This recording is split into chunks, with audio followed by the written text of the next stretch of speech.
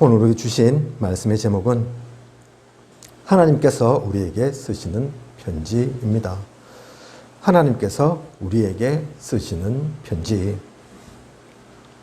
데살로니가 전서에 이어서 데살로니가 후서의 말씀을 오늘부터 봅니다.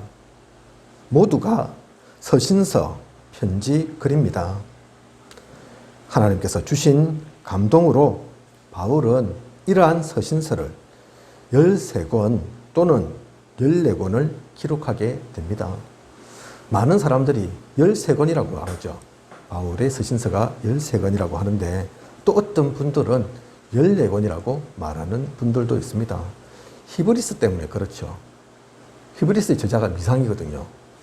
그래서 그 히브리서까지 포함하면 14권이고 그렇지 않으면 지금 확정되어 있는 것,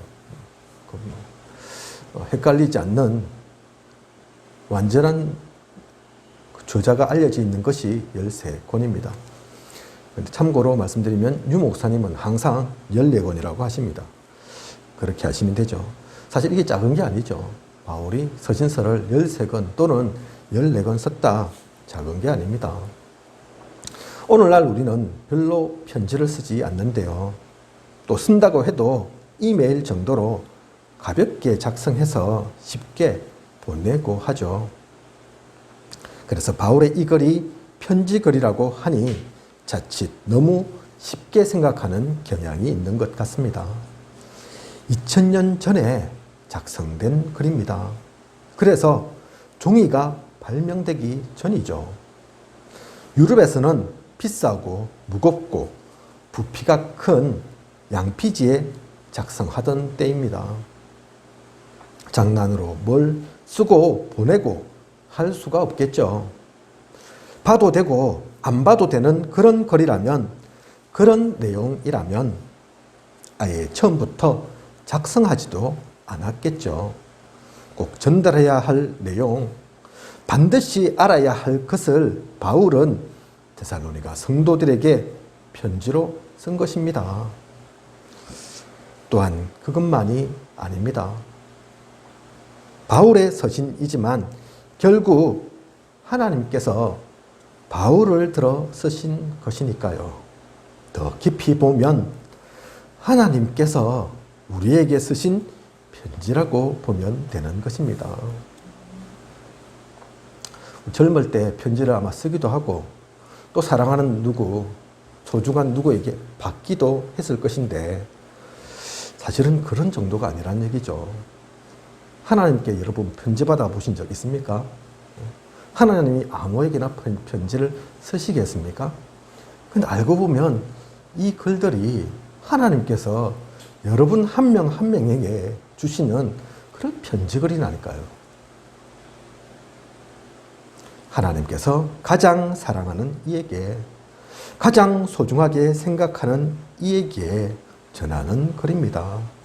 그래서 오늘의 이 시간이 일주일마다 찾아오는 설교의 시간이 아니라 싫든 좋든 교인이니 예배드리는 시간, 거쳐야 할 형식이 아니라 하나님의 음성을 들으시는, 하나님의 사랑을 받으시는, 나를 사랑하는 그 하나님께서 오늘은 나에게 어떤 편지를 쓰셨는가, 나에게 뭐라고 말씀을 주시는가 받는 소중한 시간 되시길 원합니다. 그럼 하나님은 오늘 어떤 편지를 우리에게 쓰신 것일까요? 먼저 하나님께서 나에게, 우리 각자의 개인에게 쓰신 글이 있습니다.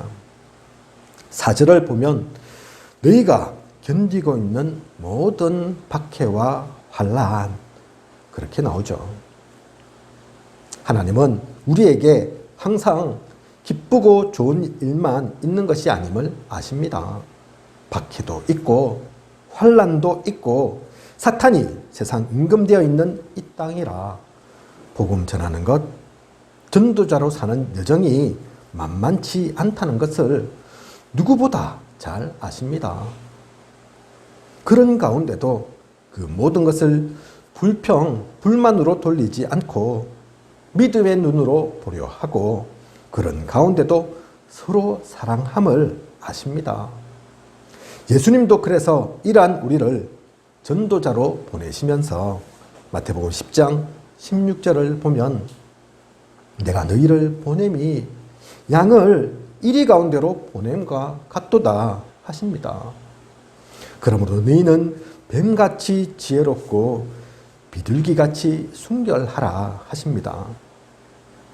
뱀 속에 깃들어 있었던 사탄에게 속지 않을 만큼 지혜롭고 다른 이름으로 이길 수 있는 게 아니고 오직 그리스도, 오직 복음이 최고의 방법이고 무기이니 그 이름으로 나아가고 그 이름으로 승리하라고 말씀하시는 것입니다. 우리 전도자 한 명 한 명을 주님께서 보내시면서 어떤 마음으로 보내셨겠습니까? 그냥 보내셨겠습니까? 그냥 숙제처럼 일해라고 일꾼처럼 싹꾼처럼 그래 보내셨겠습니까? 이 길지 않은 성경의 구절 가운데도 주님이 베드로, 요한 그 한 명 한 명 생각하는 마음들이 더더욱 하나님께서 이들을 또 우리를 보시는 그 마음들이 사실 묻어 있죠. 그리고 오늘 말씀의 본문 6절과 7절을 보면 너희로 환난을 받게 하는 자들에게는 환난으로 갚으시고 환난을 받는 너희에게는 안식으로 갚으시는 것이 하나님의 공의시니 라고 말씀 주셨습니다. 너희를 괴롭히고 힘들게 하는 이들 하나님께서 다 아신다는 것입니다. 그래서 힘들게 하고 괴롭게 한 이들은 그들이 그 힘듦을, 어려움을, 괴로움을 받도록 하겠다. 그리고 너희는 그동안 많은 어려움 겪었으니 세상이 줄 수 없는 평안, 하나님만이 주실 수 있는 안식을 누리도록 하겠다는 것입니다. 하나님께서 우리에게 약속하신 것입니다. 혹시 지금 어려움 겪고 계신 분이 있으십니까? 문제와 환난, 핍박, 사건 속에 힘 빠지고 낙심이 되는 분 계십니까? 걱정하지 마십시오. 두려워하지 마십시오. 여러분은 하나님의 사랑받는 분입니다. 하나님이 결코 여러분을 외면하시지 않습니다. 단지 시간표가 있을 뿐입니다. 하나님의 그 사랑을 받은 우리, 하나님께서 우리 모든 것, 세세한 것 다 아신다는 것 잊지 마십시오. 나 혼자 떨어져 있는 광야길 아닙니다. 나 혼자만 받는, 아무도 알아주지 않는 그런 어려움, 그런 고통이 아닙니다. 하나님께서 누구보다 잘 아십니다. 우리가 모르는 것까지도 하나님은 이미 알고 계십니다. 그것을 믿고, 그래서 우리는 소망이 있습니다. 그죠? 그리고 하나님은 우리가 있는 이 지역에, 이 땅을 향해 메시지를 주셨습니다. 우리를 왜 이곳에 살게 하셨나? 왜 있게 하셨나? 왜 오게 하셨나? 이 지역에 하나님의 뜻과 계획이 있기 때문입니다. 많은 사람들이 있는 곳, 대도시에서도 복음 전해야 하지만 세계복음은 결코 대도시에서만 복음 전한다고 이루어지는 것이 아닙니다. 도시든 시골이든 그 모든 곳은 복음 전해져야 할 곳입니다. 그 모든 곳에 하나님이 우리를 사랑하시는 것처럼 또 다른 하나님이 사랑하는 사람들이 있습니다. 갈급한 영혼이 있습니다. 복음 몰라 죽어가는 이들이 있습니다.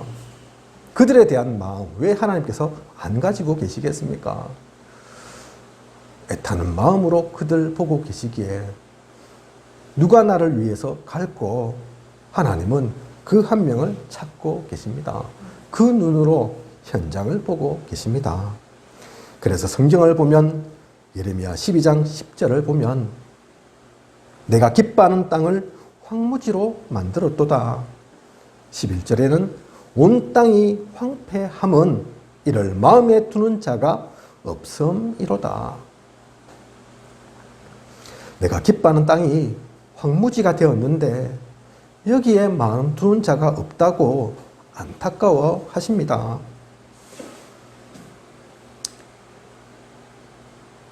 우리는 그 하나님의 마음을, 하나님의 그 한을 볼 수 있는 우리여야 합니다. 그래서 또 사도행전 8장 26절을 보면 하나님께서 빌립을 광야로 보냅니다. 아무것도 없는 황량할 것 같은 그곳에서 빌립은 이디오피아 내시를 만나고 복음을 전하게 되죠. 언제 다시 만날지 기약할 수 없기에 그곳에서 세례까지 주게 됩니다. 이들의 만남이 어떤 영향을 주었는지 구체적으로 알 수는 없지만 이디오피아는 기독교를 국교로 삼은 최초의 나라가 됩니다. 기독교를 국교로 삼은 나라, 지금은 많은 나라가 기독교 믿고 교회든 성당이든 그렇게 되어 있지만 언젠가 그 시작이 있었을 거 아닙니까? 그죠? 근데 그 시작이 로마도 아닙니다. 이스라엘은 더더욱 아니고, 아이러니하게도 아프리카 중부지방에 있는 이 이디오피아가 기독교를 국교로 삼은 최초의 나라입니다. 그게 기원 후 325년이라고 하죠. 기독교를 공인한 것은 로마에서 최초로 기원 후 313년에 했고, 그런데 국교로 삼은 것은 이 이디오피아가 최초입니다. 그리고 나서 로마도 국교로 삼았죠. 물론 이것이 빌립과 이디오피아 내시 때문이다, 꼭 그렇게 우리가 단정할 수는 없습니다. 다른 사실 구체적인 기록은 없으니까요. 그죠? 역사적인 자료가 그렇게 많이 남아있진 않으니까요. 하지만 영향이 있었을 겁니다. 아무 이유 없었겠습니까? 그런데 그게 그 시작이 큰 게 아니었다니까요. 빌립과 이디오피아 내시와의 만남, 그것도 도시에서 만난 게 아니고 많은 사람들 속에서 만난 것도 아니고 광야길에 아무도 없는 그곳에 하나님이 인도하셔서 우리는 그것을 볼 수 있어야 되죠. 진짜 하나님이 원하시는 것, 하나님이 보시는 시선이 무엇인지를 우리는 놓치지 않아야 합니다. 그렇게 또 성경을 보면 광야에 대해서 많이 나옵니다. 왜 그런 것일까요? 출애굽에서 가나안으로 가는 여정이었기 때문에 그런 것일까요? 아닙니다. 하나님은 광야를 살리길 원하십니다. 광야에 복음 전하길 원하십니다. 이 광야는 물질적인, 육신적인 광야이기도 하지만 그렇지 않죠. 그것만이 아니죠. 광야 같은 지역이 있습니다. 광야 같은 사람이 있습니다. 우리는 저 척박한 땅, 가기 싫은 곳, 그럴지라도 하나님의 시선은 다르죠. 우리와 반대입니다. 그래서 계속 말씀 나오지 않습니까? 그죠? 역발상, nobody, nothing 계속 얘기가 나오죠. 그게 그냥이 아니라니까요. 진짜 하나님이 원하시는 것이 그 속에 있습니다. 사람들은 다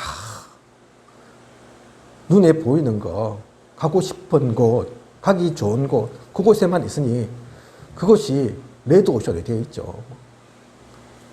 있는 곳에서 먹고 살려고 하니까 치고받고 싸울 수밖에 없고, 그죠? 하나님은 다른 곳 보라 하시는데 아직도 아무것도 없는 거 있잖아. 아무도 안 간 곳 있잖아. 그렇게 말씀하시는데 우리는 그것을 잘 보지 못합니다. 우리만이라도, 복음 가진 우리만이라도, 하나님을 아는 우리만이라도, 그래서 이 광야를, 이 황무지를 놓치지 말아야 합니다. 그래서 이스라엘은 유대인은 사마리아를 외면했지만 하나님은 빌립을 사마리아로 보내셨고, 주님은 사도행전 1장 8절 예루살렘과 온 유대와 사마리아와 땅끝까지 이르러 내 증인이 되리라 말씀하신 것입니다. 또 사도행전 8장 7절 또 8절을 보면 더러운 귀신들이 크게 소리를 지르며 나가고 또 많은 중풍병자와 못 걷는 사람이 나으니 그 성에 큰 기쁨이 있더라 했습니다. 하나님께서 이 땅 가운데, 우리가 있는 이곳 가운데 이루시고 싶어 하시는 일이 바로 이것입니다. 그 황무지 같은 곳, 사마리아 같은 곳에 복음이 증거되므로 귀신이 소리 지르며 떠나가고 많은 중풍병자와 못 걷는 사람이 낫고 참된 기쁨이 있게 되는 하나님이 원하시는 거죠. 또한 우리가 누릴 것입니다. 모두가 살아나는, 모두가 기뻐하는 그러한 곳이 되길 하나님은 누구보다도 원하십니다. 그리고 이 모든 것을 이루는 것은 우리의 힘이 아닙니다. 우리의 능력으론, 내가 가진 힘으론 할 수 있는 것이 아닙니다. 그래서 데살로니가 후서 1장 11절 오늘의 말씀에 나와 있는 그 본문 속에서 보면 우리 하나님이 그리고 능력으로 이루게 하시고 그렇게 나오죠. 그죠? 하나님이 원하시는 것이기에 하나님의 뜻과 계획이기에 하나님께서 하나님의 능력으로 이루어 가십니다. 우리는 거기에 마음 두면 됩니다. 기도 속에 함께 나아가면 됩니다. 이게 아무리 좋아도 우리 보고 해라 이러면 사실 부담스럽잖아요. 그죠? 내 몸 하나도 간수하기 힘든데 그 일을 아무리 좋은 일이지만 또 해야 할 일 맞는 것 같은데 힘들지 않습니까? 하나님 그것도 다 하신다니까요. 그래서 우리가 부담 갖기를 원하시는 게 아닙니다. 너는 마음만 둬라. 네 내 뜻만 알고 있어라. 그래서 기도하기만 해라. 시작도 내가 하고 이루어가는 것도 내가 할게. 성취도 내가 이룰게. 그게 하나님이십니다. 그죠? 우리가 그 속에 있기만 하면 하나님은 우리를 통해 모든 것을 다 이루어 나아가실 것입니다. 성취하실 것입니다. 마지막으로 이 편지글은 나에게 우리에 있는 지역에 뿐만 아니라 미래를 위한 영원을 향한 하나님의 편지글입니다. 오늘의 말씀 본문 10절을 보면 그날에라고 나옵니다. 지금은 많은 교회들이 힘이 없습니다.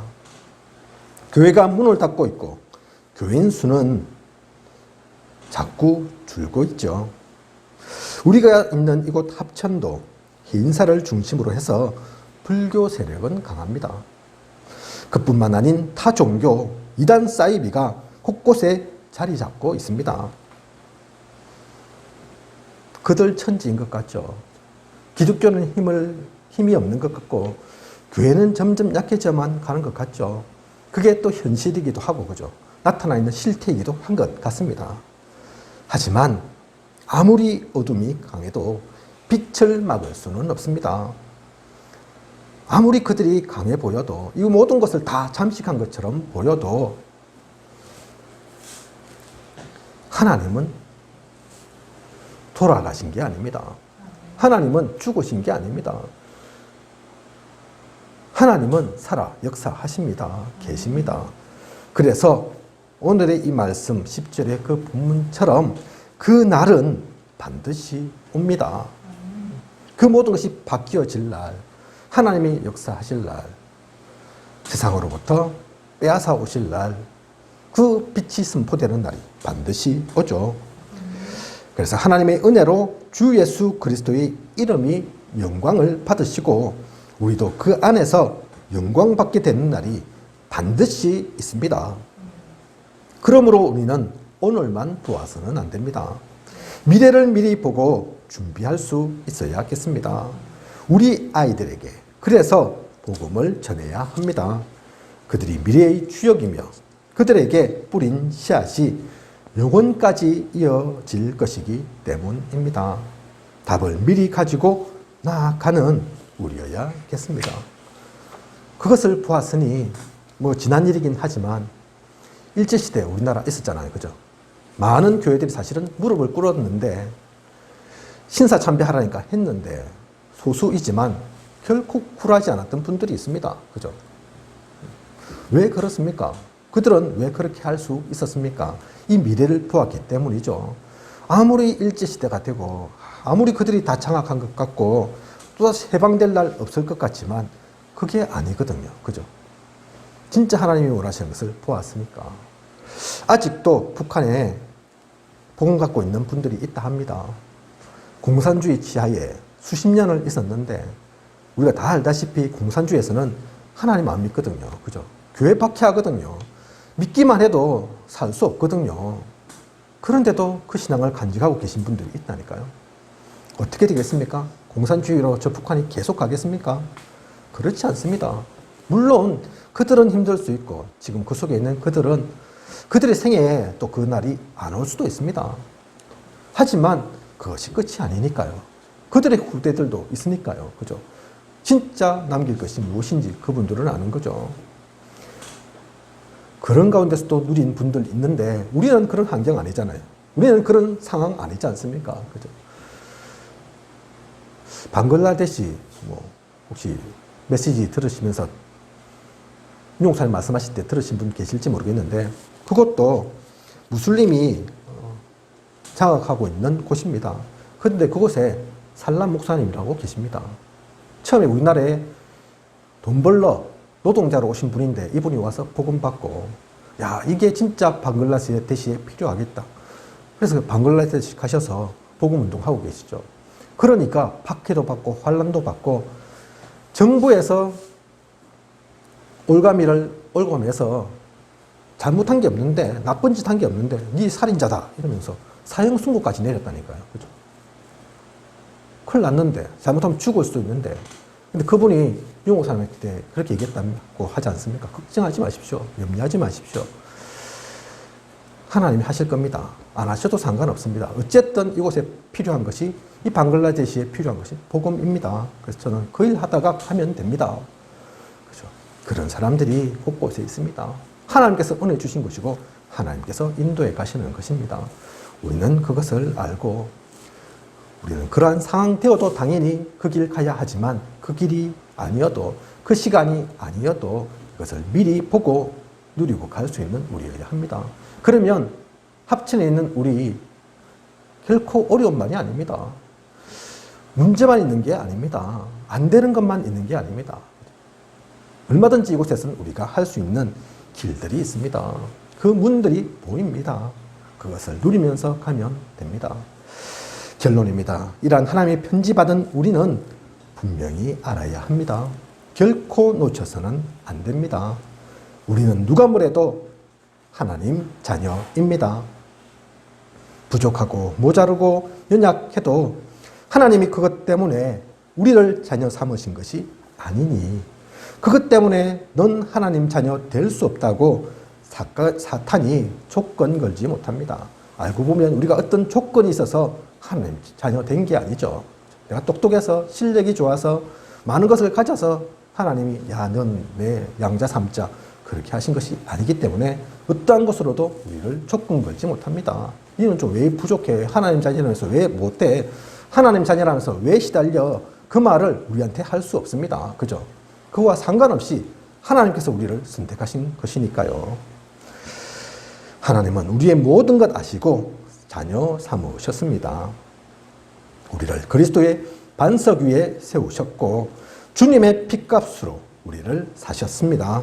그렇다면 우리는 다른 것은 못해도 특별한 무엇 하지는 못해도 하나님 자녀의 정체성만은 놓쳐서는 안 됩니다.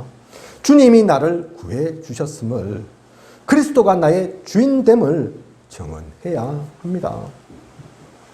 그리고 하나님 자녀라면 나와 함께 하십니다. 나를 인도해 가십니다. 나의 기도에 응답하십니다. 그것이 세상의 사람과 다른 우리만이 가질 수 있고 누릴 수 있는 하나님이 주신 신분입니다. 다른 이들보다 돈이 많지 않아도 대단한 지식 없어도 드러낼 지위, 명예 없어도 그 무엇과도 바꿀 수 없는 가장 가치 있는 것을 하나님은 우리에게 주셨습니다. 우리는 그것을 알고 누려야 합니다. 그 신분이 있음을 놓치지 마십시오. 그것이 또 구체화되어서 우리에게 말씀 주신 것이 나타낸 것이 10가지 발판이죠. 그죠? 10가지 배경이죠. 작지 않은 많은 것, 모든 것을 하나님은 우리에게 그래서 주셨습니다. 그리고 우리는 또한 하나님 자녀이기에 누릴 권세도 있습니다. 천사 천군이 하나님 나라의 일가운데 있는 우리를 돕습니다. 흑암은 결코 우리를 이기지 못합니다. 우리가 이 땅에 살지만 이 땅에만 매여 있지 않는 것이 천국 시민권이 우리에게 이미 주어져 있습니다. 또한 우리는 복음을 받고 알기에 또 다른 이에게 이 복음을 전할 수 있습니다. 결국 우리들을 통해 하나님은 세계 복음화를 이루실 것입니다. 이 모든 것을 마음에 새기면 됩니다. 이 모든 것을 알라고 결코 놓치지 말라고 하나님은 우리에게 바울을 통해 편지를 쓰셨습니다. 지금도 성령님을 통해 은혜 주시고 깨닫게 하시고 우리를 인도해 가십니다. 많은 것 하지 않아도 됩니다. 특별한 것, 대단한 것 아니어도 됩니다. 결론에 나와 있는 이것만, 여기서부터가 사실 우리의 가장 중요한 시작입니다. 이것만 누려도 사실은 충분합니다. 그죠? 이 속에 사실 다 있습니다.